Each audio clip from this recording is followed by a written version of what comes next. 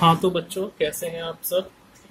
पिछली वीडियोस में हमने जो ख़त्म किया था वो रेजिडेंशियल स्टेटस कंपनी के लिए, फर्म एओपी बीओआई और एवरी अदर पर्सन के लिए ख़त्म किया था। उससे पिछली वाली वीडियो में रेजिडेंशियल स्टेटस एचईएफ के लिए ख़त्म किया था और सबसे पहले वीडियो में रेजिडेंशियल स्टेटस एक इंडिविजुअल के लिए ख़त्म किया था। तो बच्चे उस वीडियो को देखें, अच्छे से समझ लें और फिर इस फोर्थ वीडियो पे आए। इस फोर्थ वीडियो में जो हम आज करने जा रहे हैं वह आज हम करने जा रहे हैं इंसिडेंस ऑफ टैक्स। अब बच्चे बोलेंगे कि सर ये इंसिडेंस ऑफ टैक्स क्या है, तो मैं बोलूंगा आओ बच्चों देखते हैं, समझते हैं इंसिडेंस ऑफ टैक्स क्या होता है।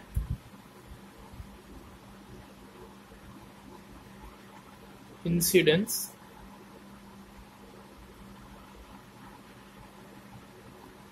ऑफ टैक्स, और ये हमें दिया हुआ होता है सेक्शन 5 में। Section 5 of income tax act 1961 में हमें इंसिडेंस ऑफ टैक्स के बारे में बताता है। क्या कहता है सेक्शन 5, ये भी अभी समझते हैं। इंसिडेंस ऑफ टैक्स ये हमें कहता है कि जो लायबिलिटी बनती है एक टैक्स पेयर की, वो किस पे डिपेंड करती है। एक लायबिलिटी जो बनती है टैक्स पेयर की, वो आखिर किस चीज पे डिपेंड करती है, ये हमें बताता है इंसिडेंस ऑफ टैक्स। और इंसिडेंस ऑफ टैक्स बोलता है कि वो डिपेंड करती है नेचर ऑफ इनकम पे। अब बच्चे बोलेंगे कि सर नेचर ऑफ इनकम मतलब, मैं बोलूंगा बच्चों वीडियो देखते रहो, सब चीजें समझ जाओगे। एक मिस्टर ए है, अब मिस्टर ए के ऊपर टैक्स लायबिलिटी बनती है। सपोज करो एक टैक्स लायबिलिटी बनती है, तो ये जो टैक्स लायबिलिटी बनी है ये किस नेचर ऑफ इनकम की वजह से बनी है। नेचर ऑफ इनकम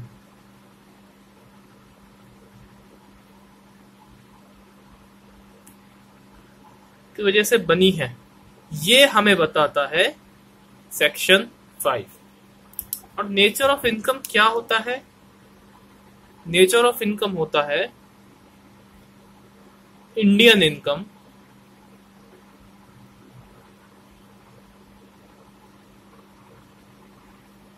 या फॉरेन इनकम, ये होता है नेचर ऑफ इनकम।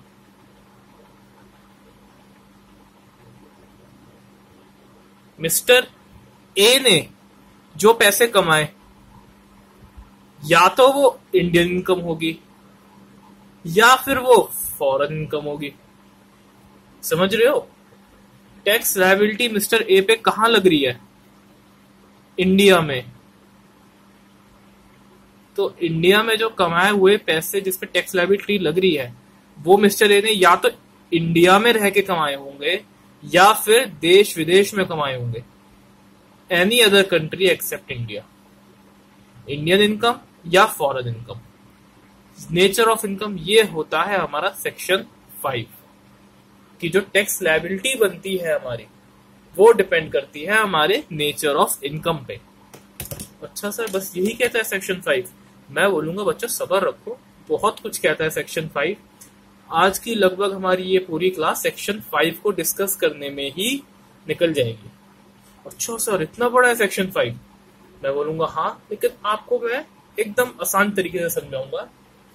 और ये देखो, ये आ गए नोट्स जो आपको नोट डाउन करने हैं। Incidence of tax section 5। Section 5 of Income Tax Act 1961 says that liability to pay tax depends on the nature of income. Income Indian income होगी या फिर फॉरेन इनकम होगी। बस अभी आपको इतना ही देखना है कि इनकम टैक्स एक्ट 1961 में जो लायबिलिटी टू पे टैक्स आती है वो डिपेंड करता है नेचर ऑफ इनकम के लिए, कि या तो वो कमाई गई इनकम इंडियन इनकम है या फिर वो फॉरेन इनकम है। ये बच्चे नोट डाउन कर लेंगे। और आगे देखो कि इंडियन इनकम में और क्या क्या आता है। अब अगर फॉरेन इनकम है तब तो ठीक है, लेकिन अगर वो इंडियन इनकम हुई बच्चों, तो देखो अब अगर वो इंडियन इनकम हो गई तो उसे मान लिया जाएगा कि या तो ये इनकम रिसीव्ड हुई है इंडिया में, और deemed to be received in India.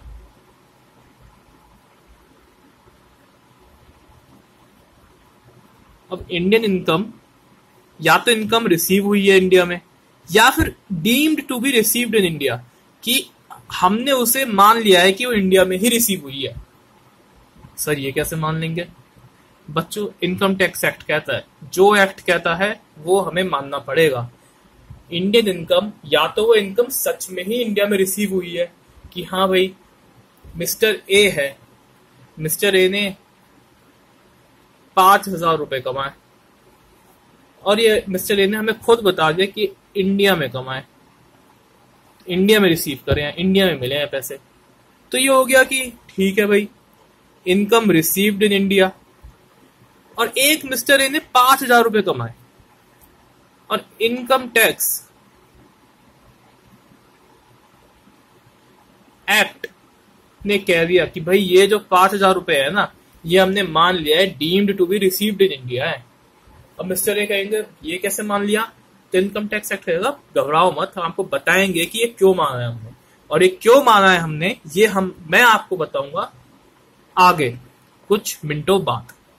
तो इंडियन इनकम या तो इनकम रिसीव हुई है या फिर deemed to be received in India. अभी फिलहाल आप इतना ही समझो, इनकम रिसीव हुई है या फिर हमने मान लिया गया कि वो इनकम इंडिया में रिसीव हुई है, deemed to be received in India. ऐसी दूसरा केस क्या होगा? Income which accrue in India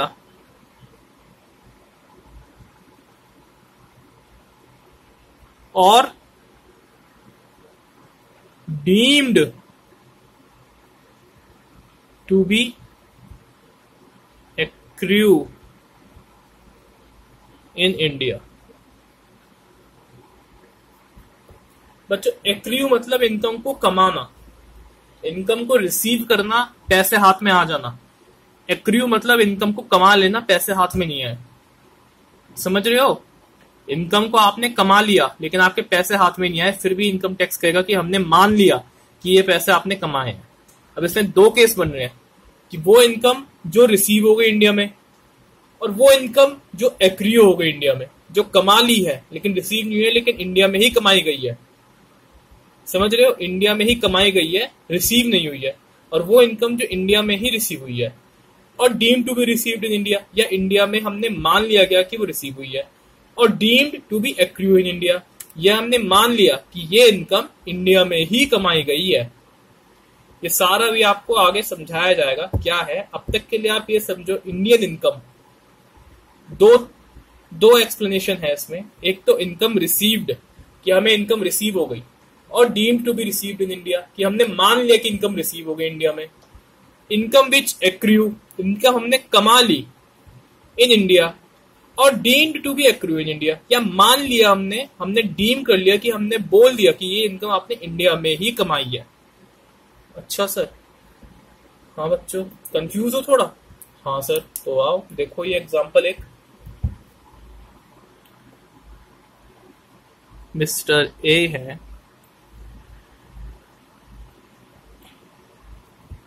India में जॉब करते हैं बेचारे, अपना अच्छी खासी जॉब करते हैं 9 से 5 की। जॉब से इन्हें पैसे मिलते हैं 90,000 रुपए। समझ रहे हो बच्चों? मिस्टर ए हैं, इंडिया में जॉब करते हैं, जॉब से इन्हें पैसे मिलते हैं 90,000 रुपए। अब ये मिस्टर ए है, इंडिया में रहते हैं, जॉब करते हैं, 90,000 रुपए कमाते हैं, तो इंडिया में ही इन्हें रिसीव हुए हैं पैसे। Income received, income receive in India. Mister, अब दूसरा केस लो।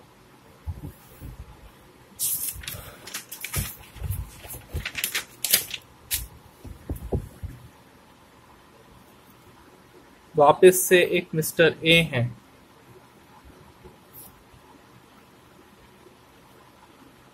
इंडिया में है,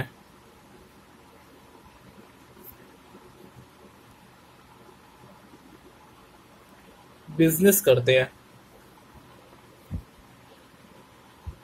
बिजनेस करते हैं,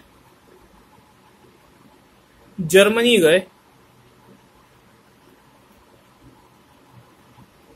जर्मनी गए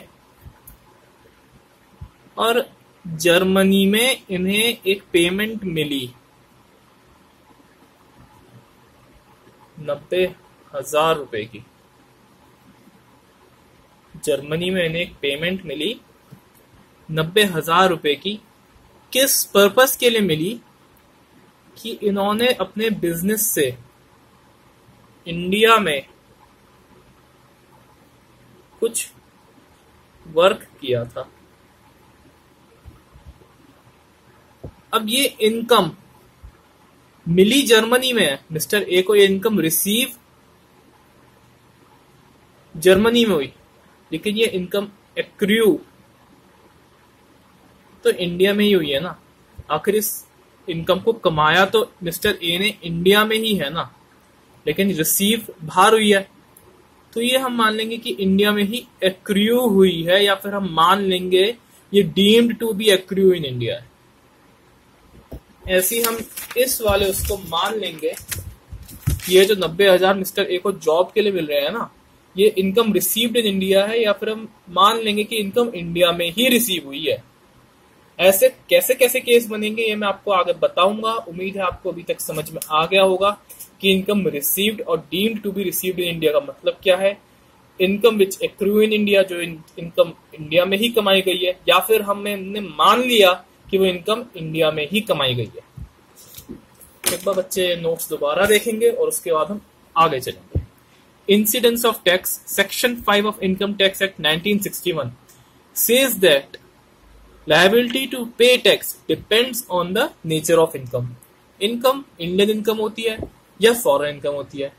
इंडियन इनकम, इनकम रिसीव्ड और deemed to be received in India, या फिर इनकम विच एक्रू और अराइज इन इंडिया और deemed to be accrue arise in India. Accrue arise होना वही, एक्रू कमाना या पैदा होना इंडिया का। आओ आगे देखें। अब आपने रेजिडेंशियल स्टेटस पढ़ा इतना सारा कंपनी के लिए, इंडिविजुअल के लिए, वो क्यों पढ़ा बेटा? वो इसलिए पढ़ा अब जो आप पढ़ने जा रहे हो। Indian income is taxable for every person irrespective to residential status. यानी कि जो इनकम इंडिया में आ रही है ना, इंडियन इनकम में कौन कौन सी इनकम आती है? इंडियन इनकम में दो इनकम आती है, इनकम रिसीव्ड और deemed to be received in India, या income which accrue in India और deemed to be accrue in India. ये दो इनकम आती है इंडियन इनकम में। ये दोनों इनकम अगर है तो रेजिडेंशियल स्टेटस हमें चेक ही नहीं कर रहा, इररिस्पेक्टिव है। और अगर फॉरेन इनकम आ जाती है तो उसका जो इनकम टैक्स है वो डिपेंड करेगा रेजिडेंशियल स्टेटस के ऊपर। अगर इंडियन इनकम आती है तो रेजिडेंशियल स्टेटस इररिस्पेक्टिव है। इंडियन इनकम हर किसी के लिए टैक्सेबल है क्योंकि उसका सोर्स, उसका एक लिंक इंडिया से है। और अगर फॉरेन इनकम आती है तो उसके लिए रेजिडेंशियल स्टेटस रिस्पेक्टिव है। तब हम रेजिडेंशियल स्टेटस चेक करेंगे, और हम ये अब आगे जितना भी पढ़ेंगे सब पढ़ेंगे इंडिविजुअल के लिए। तो आइए अब शुरू करते हैं पढ़ना। बच्चों ने अब तक यहां तक नोट डाउन कर लिया होगा। उससे पहले बच्चे ये एक चार्ट बनाएंगे।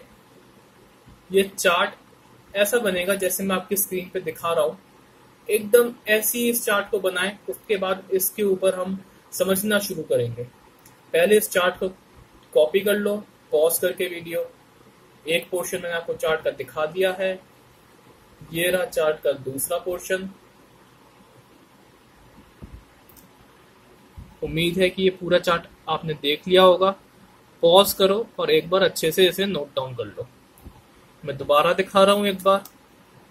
ये पहला पोर्शन चार्ट का और ये दूसरा पोर्शन चार्ट का। उम्मीद है बच्चों ने पॉज करके नोट डाउन कर लिया होगा। और अब मैं आगे बढ़ते हुए इस चार्ट का पहला पॉइंट डिस्कस करने जा रहा हूं, जो कि है इनकम रिसीव्ड और deemed to be received in India. Accrual is irrelevant, यानी कि इनकम रिसीव और deemed to be received in India. Accrual is irrelevant मतलब वो इनकम कहां कमाई गई है, ये इररेलेवेंट है। एक्रूअल इज इररेलेवेंट मतलब वो इनकम कहां पे कमाई गई है, दुनिया के किसी भी कोने में कमाई गई हो, लेकिन अगर वो इनकम इंडिया में रिसीव हुई है तो वो ROR, RNOR या फिर NR, तीनों केसेस में टैक्सेबल होगी। अच्छा सर, मैं कहूंगा हाँ बच्चों, समझना है। बच्चे कहेंगे हाँ सर, तो आओ समझो।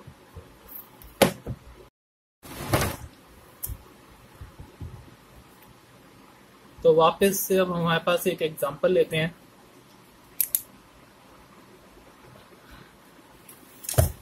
पहले हम समझेंगे ROR के पॉइंट ऑफ व्यू से। कौन सा पॉइंट? इनकम रिसीव्ड और deemed to be received in India. Accrual is irrelevant, यानी कि इंडियन इनकम हो गई है।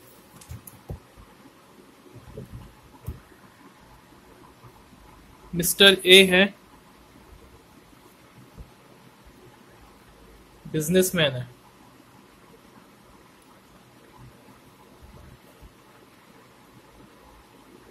बिजनेस कहां करते हैं? USA में, जर्मनी में और कहीं भी UK में, यानी कि फॉरेन बिजनेस करते हैं मिस्टर ए। रहते कहाँ हैं? इंडिया में। मिस्टर ए है, बिजनेस करते हैं USA, जर्मनी, UK में, फॉरेन बिजनेस करते हैं।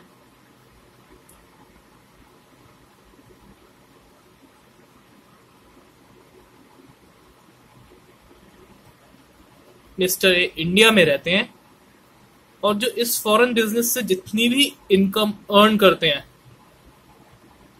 वो इंडिया में ही रिसीव करते हैं। फॉरेन बिजनेस है तो USA, Germany, UK, income arise भी यहीं होती है।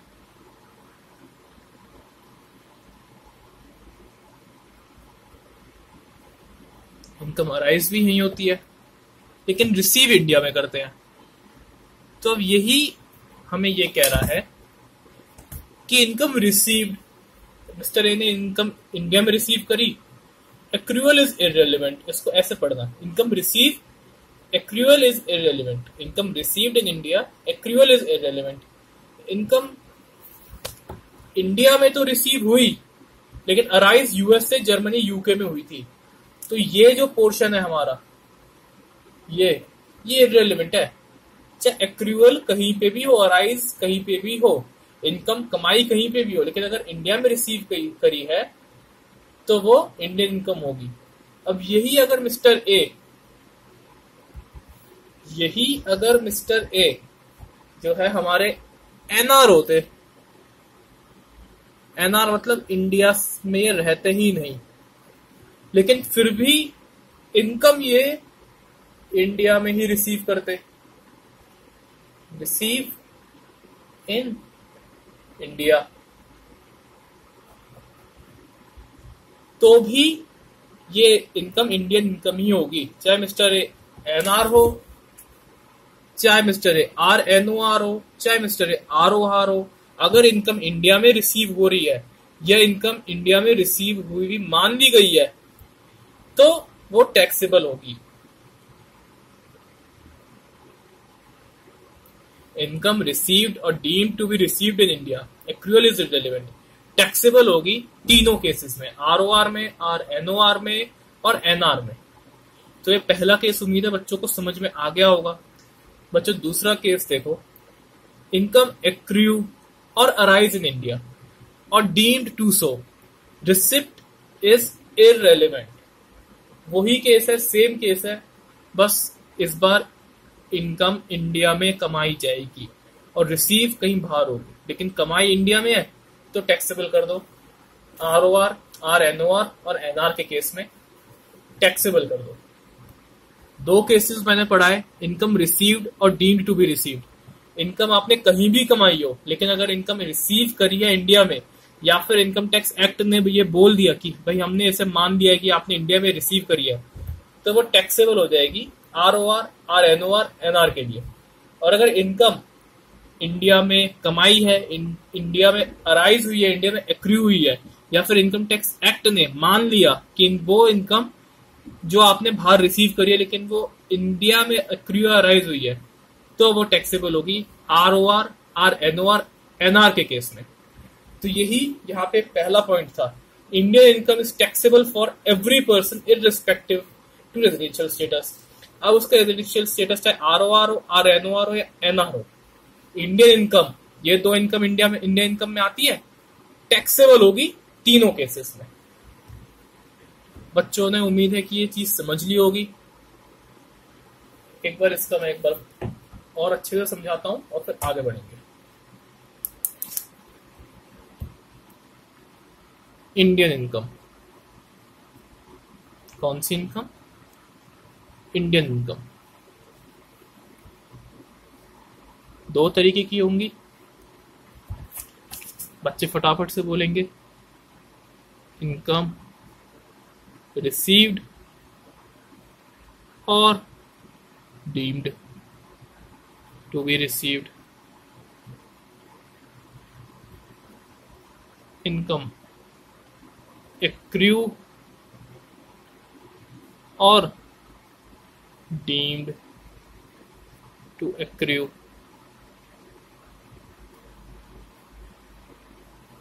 दोनों इनकम टैक्सेबल होगी। सर टैक्सेबल तो होगी, लेकिन कौन से रेजिडेंशियल स्टेटस में टैक्सेबल होगी? चाहे वो आर हो, चाहे वो आरओआर हो, चाहे वो आरएनओआर हो, चाहे वो एनआर हो, तीनों के केस में टैक्सेबल होगी। क्यों होगी ये मैंने बता दिया।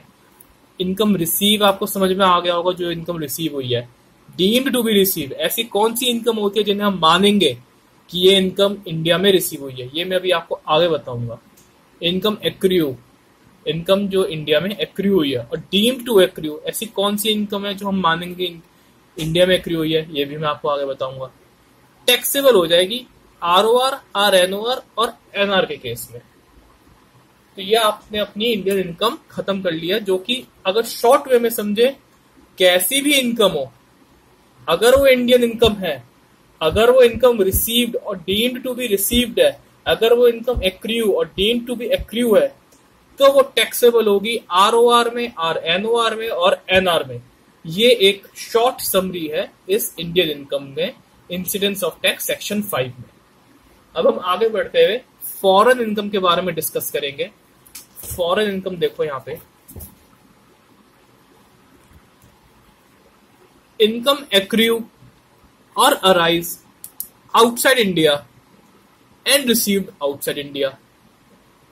टोटली फॉरेन इनकम हो गई। इनकम कमाई भी बाहर है और इनकम रिसीव भी बाहर करी है, मतलब इंडिया में का कोई लिंक ही नहीं है इसमें। आपने इनकम कमाई बाहर, आपने इनकम कमाई विदेश में, और इनकम विदेश में ही आपने रिसीव कर ली, तो एकदम फॉरेन इनकम हो गई है। तो ऐसे में दो केस बनते हैं हमारे पास, ऐसे में हमारे पास दो केस बनते हैं। पहला केस तो हमारा है बिजनेस कंट्रोल्ड और प्रोफेशन सेटअप इन इंडिया। दो पॉइंट है इसमें, दो केस बन रहे हैं इस पहले केस में। बिजनेस कंट्रोल्ड इन इंडिया या फिर प्रोफेशन सेटअप इन इंडिया। अगर बिजनेस का कंट्रोल इंडिया में है या फिर जो प्रोफेशन है वो सेटअप किया गया है इंडिया में, तो ये मैंने आपको बताया था कि 5 हेड होते हैं, salary, house property, capital gain, other sources, और 5वां कौन सा होता है? पीजीबीपी। पीजीबीपी मतलब profit and gains from business and profession. तो ये 5वें हेड के बारे में कह रहा है। बिजनेस कंट्रोल या profession setup in India, ROR के केस में टैक्सेबल होगा, एनओआर के केस में टैक्सेबल होगा, एनआर के केस में नॉट टैक्सेबल होगा। हाँ, इसलिए हम रेजिडेंशियल स्टेटस जानते हैं। इसलिए जो आपने पिछली 3 वीडियोस को इतना ध्यान से पढ़ा है और मैंने इतना ध्यान से समझाया है, वो इसलिए ही समझाया है ताकि आप पता कर सके कि जब आप रेजिडेंशियल स्टेटस निकालेंगे तो किस किस तरीके की इनकम आपको उसमें टैक्स लगाना है और किस किस तरीके की इनकम पे टैक्स नहीं लगाना है। आरओआर के केस में टैक्सेबल होगा। कौन सी इनकम टैक्सेबल होगी? अगर वो एक फॉरेन इनकम है, इनकम उसने कमाई भी बाहर है और इनकम उसने रिसीव भी बाहर करी है, लेकिन उसका बिजनेस या उसका प्रोफेशन इंडिया में है, बिजनेस का कंट्रोल और प्रोफेशन का सेटअप, ये फिर टैक्सेबल होगा आरओआर के केस में।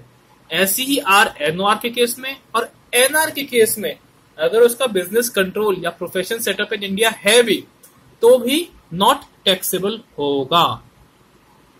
बिजनेस कंट्रोल्ड मतलब कि आपने बिजनेस सेटअप किया कहीं बाहर, समझ लो कोई फॉरेन कंपनी है, उसने अपना बिजनेस कंट्रोल सेटअप किया बाहर, फिर एक्सपेंड होती चली गई, एक्सपेंड होके इंडिया में आ गई, तो एक तरीके से एक पार्ट का वो कंट्रोल इंडिया में कर रहा है ना बिजनेस का, तो ये होता है बिजनेस कंट्रोल।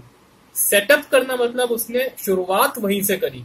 अब इसमें बच्चे ध्यान रखेंगे कि बिजनेस का तो कंट्रोल लिया गया है, यानी कि बिजनेस का सेटअप कहीं भी हो, लेकिन अगर कंट्रोल इंडिया में है तो टैक्सेबल है। लेकिन प्रोफेशन के केस में सेटअप लिया गया है। यहाँ पे बच्चे ध्यान से पढ़े, बिजनेस कंट्रोल या प्रोफेशन सेटअप। तो अगर प्रोफेशन इंडिया में सेटअप है, अगर प्रोफेशन की शुरुआत इंडिया में हुई और फिर एक्सपेंड होते होते विदेश में फैल गया, तो भी वो टैक्सेबल होगा क्योंकि प्रोफेशन इंडिया में सेटअप है। लेकिन बिजनेस अगर बाहर सेटअप है और कंट्रोल इंडिया में, तभी टैक्सेबल होगा। अगर बिजनेस इंडिया में सेटअप है और कंट्रोल बाहर है, फिर तो अलग केस हो जाएगा। तो इससे बच्चे एकदम ध्यान से करेंगे। अब दूसरे उसमें क्या है? Other income. अदर इनकम मतलब rent, salary, interest. Rent, interest मतलब इनकम फ्रॉम अदर सोर्स है। सैलरी मतलब सैलरी हेड में कमाई जाने वाली इनकम, कैपिटल गेन्स के द्वारा कमाई जाने वाली इनकम, हाउस प्रॉपर्टी के द्वारा कमाई जाने वाली इनकम, उन सबको अदर इनकम कह दिया है। उसमें आरओआर के केस में तो टैक्सेबल होगा, एनओआर के केस में नॉट टैक्सेबल होगा और एनआर के केस में नॉट टैक्सेबल। हाँ बच्चों, इसलिए ही रेजिडेंशियल स्टेटस में आगे दो रेजिडेंट बनने के बाद आरओआर और एनओआर होते हैं। अब बच्चों को अपने सवाल का जवाब मिल गया होगा कि सर रेजिडेंशियल स्टेटस में अगर वो रेजिडेंट बन गया तो हम उसमें ऑर्डिनरी रेजिडेंट और नॉट ऑर्डिनरी रेजिडेंट क्यों देखते हैं? इसलिए देखते हैं वो, ताकि इन दोनों इनकम में डिफरेंशिएट कर सके और टैक्स लगा सके। अगर एक रेजिडेंट बट ऑर्डिनरी रेजिडेंट की इनकम है बिजनेस कंट्रोल या प्रोफेशन सेटअप से, तो टैक्सेबल होगी। कोई अदर इनकम है तो टैक्सेबल होगी। और अगर एक resident but not ordinary resident की इनकम है बिजनेस कंट्रोल या प्रोफेशन सेटअप से, तो टैक्सेबल होगी। लेकिन अगर कोई अदर इनकम है तो वो नॉट टैक्सेबल होगी। अब अगर इससे हम शॉर्ट में समझे तो बच्चों, अगर जो कई तरीके के बच्चे होते हैं, कुछ समझते हैं कुछ रटते हैं। अभी तक मैं रटवाने का काम कर रहा हूं, समझाने का काम अब शुरू होगा। तो बच्चों एक बार रटने वाले बच्चे देख ले, आरओआर के केस में सारी इनकम टैक्सेबल होगी, चाहे कैसी भी इनकम हो। अगर एक इंडिविजुअल आरओआर है तो सारी इनकम टैक्सेबल है, कुछ फर्क नहीं पड़ता कि वो कैसी इनकम है। अगर वो एक एनओआर है तो बच्चे कैसे याद रखेंगे? एनओआर के केस में सिर्फ और सिर्फ एक इनकम नॉट टैक्सेबल होगी, अदर इनकम, जिसमें क्या आएगी? Capital gain, salary, house property और अदर सोर्सेस। सिर्फ और सिर्फ ये 4 इनकम नॉट टैक्सेबल होगी फॉरेन इनकम में। इंडियन इनकम तो टैक्सेबल होती ही है, और टीसीबीपी वाली इनकम में कंट्रोल और सेटअप का याद करते हैं, वो टैक्सेबल करनी है। अब तीसरे केस में, एनआर के केस में, इंडियन इनकम टैक्सेबल होगी, फॉरेन इनकम नॉट टैक्सेबल होगी।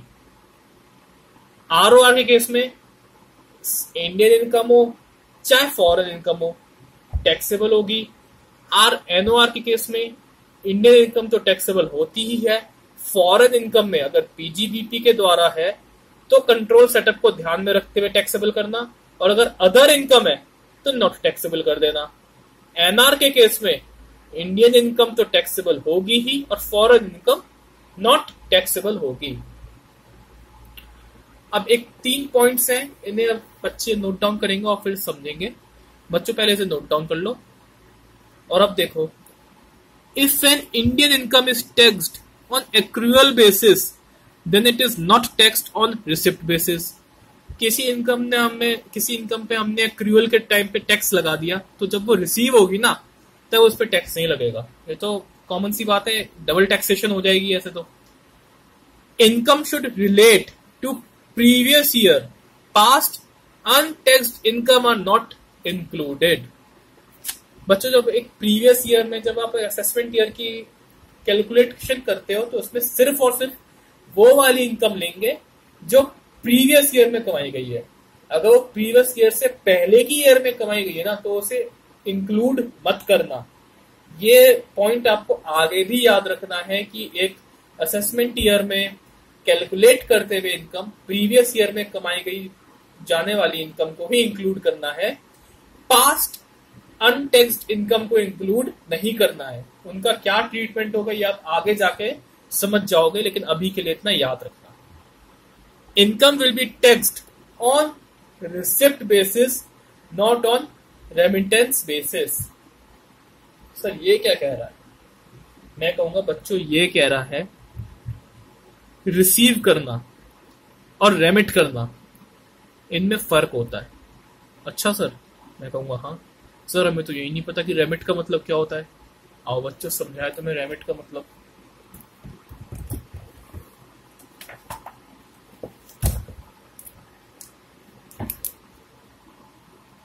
मिस्टर ए यूएसए में रहते हैं, वहीं पे इनकम अर्न करते हैं। अभी मैं आपको रेमिट का मतलब समझा रहा हूं, तो रेमिट का मतलब समझना, कुछ और लिंक मत करना इससे। इनकम अर्न करते हैं और इनकम रिसीव भी यूएसए में ही करते हैं। यूएसए में मिस्टर ए रहते हैं, इनकम अर्न भी वहीं करते हैं, इनकम रिसीव भी वहीं करते हैं। क्या करते हैं मिस्टर ए? सैलरीड एम्प्लॉय है मिस्टर ए, सैलरीड एम्प्लॉय। और मिस्टर ए का रेजिडेंशियल स्टेटस है एनआर। मिस्टर ए एक नॉन रेजिडेंट है, सैलरीड एम्प्लॉयड है, यूएसए में रहते हैं, इनकम यूएसए में अर्न करते हैं, रिसीव भी यूएसए में ही करते हैं, इंडियन है। लेकिन एनआर है, यानी कि एनआरआई हो गए, यूएसए में रहते हैं, इनकम अर्न यूएसए में करते हैं, रिसीव भी यूएसए में करते हैं। जो इनकम इन्होंने अर्न करी ना और रिसीव करी, फॉरेन इनकम हो गई, है ना। फॉरेन इनकम हो गई तो हमारा रूल क्या कहता था? नॉन रेजिडेंट के लिए फॉरेन इनकम के अदर इनकम में नॉट टैक्सेबल, तो टैक्स तो लगेगा नहीं। अब ये इनकम इन्होंने आगे भेज दी। आगे भेजना मतलब रेमिट करना, रेमिट कर दी अपने पेरेंट्स को। अब मिस्टर ए इतना अच्छा कमा रहे हैं तो अपने पेरेंट्स का ध्यान तो रखेंगे जो रहते हैं इंडिया में। तो क्या हुआ भाई, एक अपना उठ गया कोई विरोधी, मिस्टर ए का कोई दुश्मन।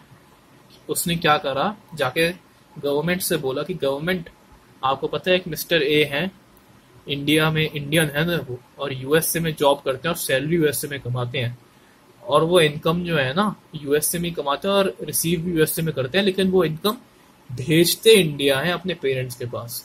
गवर्नमेंट कहेगी अच्छा तो टैक्स लगा दे मिस्टर ए पे। अब वो मिस्टर ए का दुश्मन, वो कहेगा हाँ सर, हाँ गवर्नमेंट बिल्कुल लगा दो। तो इस पे गवर्नमेंट क्या कहेगी? इस पे गवर्नमेंट कहेगी कि भाई हम जो इनकम पे टैक्स लगाते हैं ना, वो रिसीव बेसिस पे लगाते हैं, रेमिट बेसिस पे नहीं लगाते। मिस्टर ए ने रिसीव यूएसए में कर ली, अब चाहे वो, तो यूएसए की गवर्नमेंट ने उस पे टैक्स लगा दिया होगा। अगर वो इंडिया पे रेमिट कर रहे हैं अपनी इनकम, तो हम उस पे टैक्स नहीं लगा सके। क्यों नहीं लगा सकते? क्योंकि एक इनकम पे जब टैक्स लग गया है तो रेमिट करने पे उस पे टैक्स क्यों लगाना भाई? वो तो अपने पेरेंट्स की देखभाल के लिए इनकम रेमिट कर रहे हैं ना, तो उस पे टैक्स नहीं लगा सकते। तो मिस्टर ए का दुश्मन मुंह लटका के घर को चले गया अपना। तो इससे क्या सीखा आप लोगों ने कि इनकम पे जो टैक्स लगेगा वो रिसिप्ट बेसिस पे लगेगा, रेमिटेड बेसिस पे नहीं लगेगा। इनकम कहाँ अर्न हुई है, कहाँ रिसीव हुई है, ये दोनों चीजें मैटर करेगी टैक्स लगाने के लिए। रेमिटेंस इररिलेवेंट है। तो उम्मीद है बच्चों को समझ में आ गया होगा कि अगर कोई इनकम रिसिप्ट बेसिस पे टैक्स होती है, रेमिटेंस बेसिस पे नहीं टैक्स होती है। अब बच्चों ये जो आपने सीखा था, इसको हम एक बार और अच्छे से समझते हैं। तो आओ बच्चों शुरू करें एक अच्छा खासा एक समझने वाला टॉपिक। इनकम रिसीव्ड और deemed to be received in India, accrual is irrelevant. ये मैं आपको समझा चुका हूं। Income accrual arise in India और डीम्ड टू बी सो, ये भी आपको समझ में आ गया होगा। अब जो हमें डिस्कस करना है, फॉरेन इनकम के लिए डिस्कस करना है। तो आइए फॉरेन इनकम के लिए डिस्कस करें। कुछ एग्जांपल्स बताऊंगा मैं आपको। मैं आपको उस एग्जांपल का एंड में आंसर भी बताऊंगा, लेकिन कोशिश करना कि आप लोग ही वो आंसर दो। सही होता है तो बहुत ही बढ़िया, गलत होता है तो मैं आपको सही आंसर बताऊंगा ही, और साथ में आपको एक रीजन भी बताऊंगा कि ये सही आंसर आखिर सही क्यों है।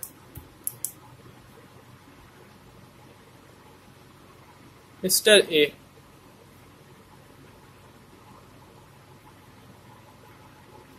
इंडिया में रहते हैं।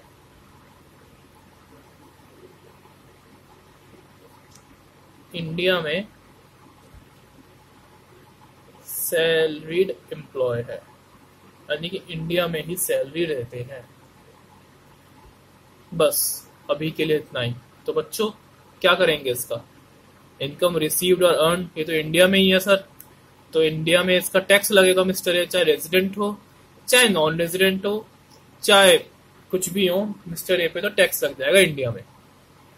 ROR, RNOR या फिर NR, चाहे कुछ भी हो मिस्टर ए, टैक्स लगेगा इंडिया में। मिस्टर ए इंडिया में रहते हैं, सैलरी लेते हैं और रेमिट कर देते हैं यूएसए में। अब यूएसए में कौन रहता है ये सब इररिलेवेंट है। तो टैक्स लगा दे यूएसए की सरकार। भाई अब ये तो यूएसए के सरकार का इनकम टैक्स का लॉ जाने, लेकिन इंडिया तो नहीं लगा सकती हुई, इंडिया एक बार टैक्स लगा चुकी है।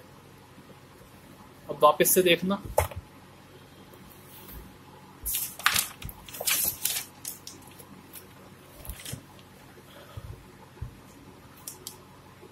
Mister A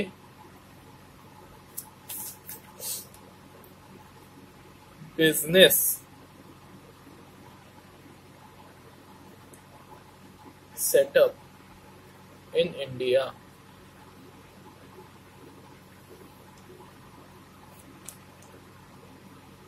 but controlled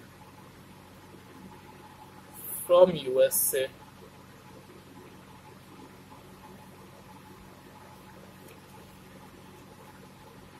Income